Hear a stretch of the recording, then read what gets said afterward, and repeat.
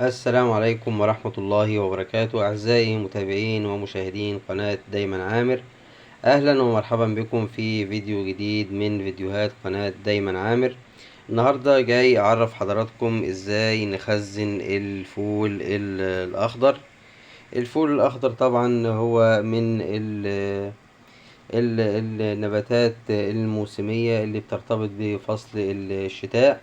كل الناس بتحبه، فطبعا كان لازم ان احنا نعرف الناس ازاي ان هم يخزنوا الفول الاخضر علشان يقدروا ان هم يطبخوا منه في الصيف.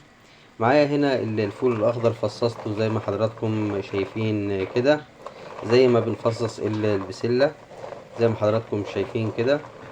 وهنبدأ نعمل ايه؟ هنجيب حلة على النار بتغلي، حلة مية بتغلي زي كده. هنسيب المية على النار لحد ما تغلي، وهنبدأ ان احنا نحط الفول الاخضر في المية اللي بتغلي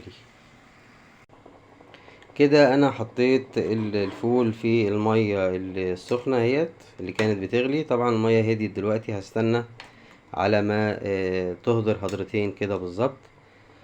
اثناء ما هي دلوقتي قبل ما تغلي هبدأ اعمل ايه؟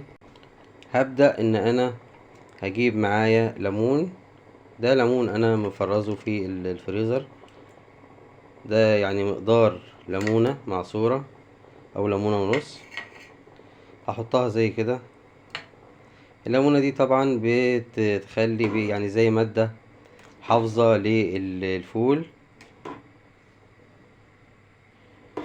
وهقلب كده.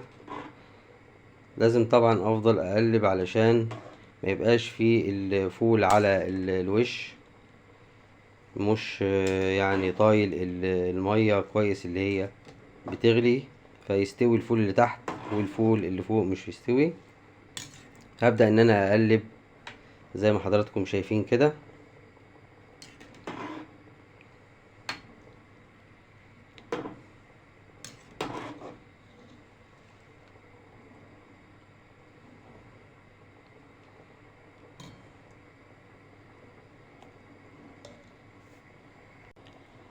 اثناء ما الفول بيغلي هبدأ ان انا احضر معايا هنا دي مية متلجة. يستحسن ان يبقى فيها تلج ولا حاجة، قطع تلج. لكن انا ما عنديش قطع تلج دلوقتي، لكن دي مية انا كنت حاططها في الفريزر فهي متلجة كويس. هنتظر لحد ما الفول يغلي. زي ما حضراتكم شايفين كده الفول بدأ يغلي معايا اهو.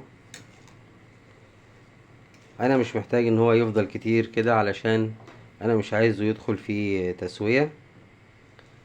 خلاص بدأ غلى غلوتين ولا حاجة.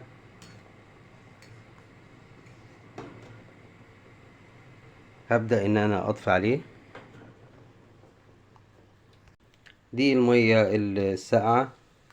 هبدأ ان انا اشيل الفول واحطه في المية الساقعة. انا كده بعمل له زي عملية صدمة علشان قلبه من جوه ما يطراش وما يدخلش فيه تسوية، فبعمل له زي صدمة. بحاول ان انا ابرده بسرعة عشان ما يدخلش فيه تسوية ويطرى من جوه ويبدأ لونه يغير معايا. هشيل الكمية كلها كده واحطها في المية الساقعة، وزي ما قلت لحضراتكم يستحسن ان هي تبقى فيها تلج ولا حاجة. بعد ما حطينا الفول شلناه من المية اللي بتغلي وحطيناه في المية الساقعة. لو لقينا ان المية سخنت معانا هنبدأ ان احنا نصفي المية دي بسرعة، المية اللي هي سخنت في قلب الفول.